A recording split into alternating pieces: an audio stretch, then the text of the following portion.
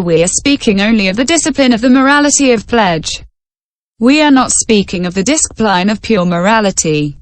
Moreover, in the other Dharmas, it is said that abstention from murder does not always follow mind and is not always a physical or vocal action.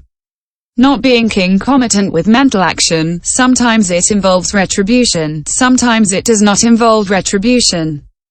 Not being associated with mind, sometimes it is impure, sometimes it is pure. These are its distinctive attributes. And it is the same for the other abstentions. Finally, some say that the Buddha and the saints avoid all futile disputation on the Dharmas. It is obvious that each being in particular tries to preserve its own life. Also, the Buddha said that another's life must not be taken, and that if one takes it, one will undergo all the sufferings from one lifetime to the next. As for the existence or non-existence of beings, that will be discussed later. 6. Benefits resulting from abstention from murder. Question. By one's strength, a person can overcome people, conquer kingdoms and kill enemies.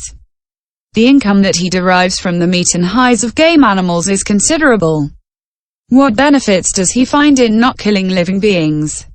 Answer. 1. He derives confidence, happiness and fearlessness. He says to himself, "Since I am not tormenting these beings, they will not torment me either." This is why he is fearless. The person who loves to kill, even if his position places him above kings, never enjoys the same peace as the moral man. Even though he walks alone and in isolation, the latter has no worries to be fearful of. 2. Moreover, in the case of the murderer, all creatures around him have a horror on seeing him. But all beings willingly visit the person who does not love to kill. 3. Moreover, at the end of his life, the moral person has a peaceful heart and is not worried or afraid.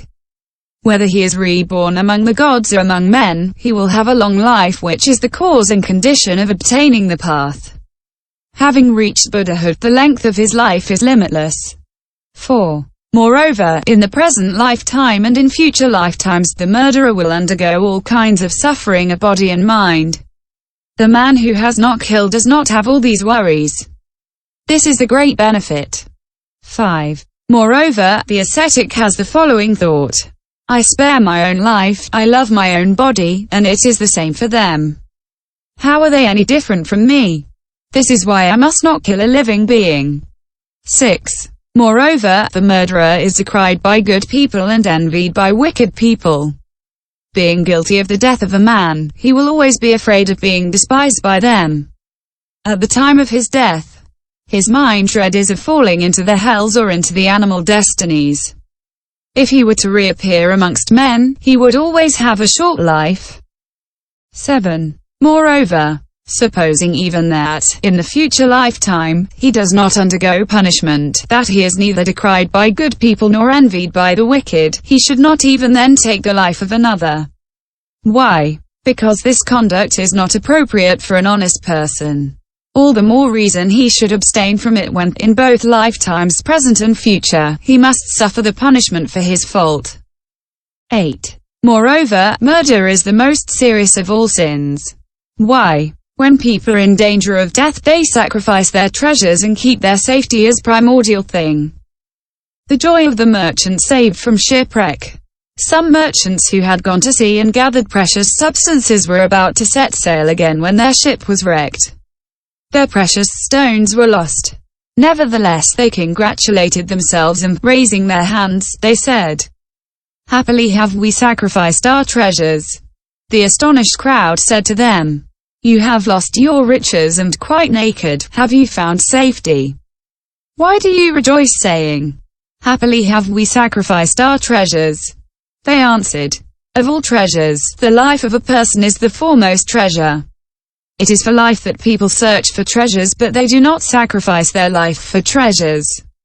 This is why the Buddha said that, of the 10 bad paths of action, the sin of murder takes first place, and, of the 5 precepts, that which prohibits murder also is in first place. The person who, in many ways, practices all the meritorious virtues but who does not have the morality of abstention, does not derive any benefit. Why? One can have wealth, nobility, rank, power and bravery. But without a long life, who could enjoy it? This is how we know that of the sins, the sin of murder is the most serious. Of all the virtues, abstention from murder is the foremost. In the world, anxiety for life is primordial. How do we know that? All people suffer punishments willingly, ruin, house search, pillage, provided that they can preserve their life. 8. Moreover, the person who pledges to observe morality and has made the resolution to no longer kill any living being has already given to numberless beings the most important gift that they wish for. And the merits that he has attained are immense. Thus the Buddha said, there are 5 great gifts. What are they? Abstaining from killing living beings is the first great gift, and so on for renunciation of theft, lust, falsehood and the use of intoxicants.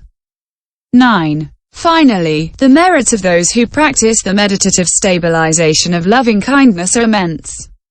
Water and fire cannot harm them, soldiers cannot wound them, poisons have no effect on them. These are the benefits of the 5 great gifts. 7. Punishments for killing. Furthermore, in the 3 times and the 10 directions, veneration of the Buddha is primordial. Now, as the Buddha said to the Upasakanamtikya, the killing of living beings has 10 punishments. What are these 10?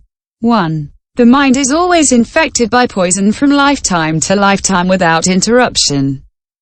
2. Beings abhor the murderer and feel no joy in seeing him.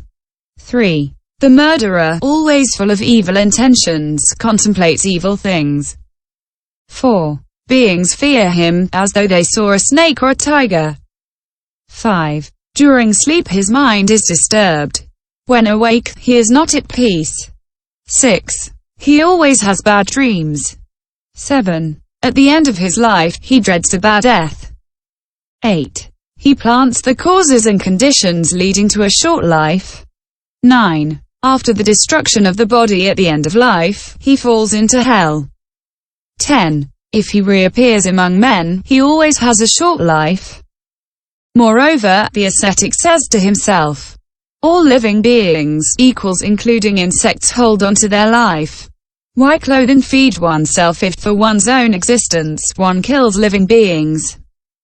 Finally, the ascetic must always cultivate the virtues of great men.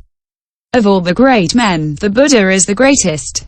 Why? He is omniscient, he has the fullness of the 10 powers, he can save beings and always practices loving kindness and compassion.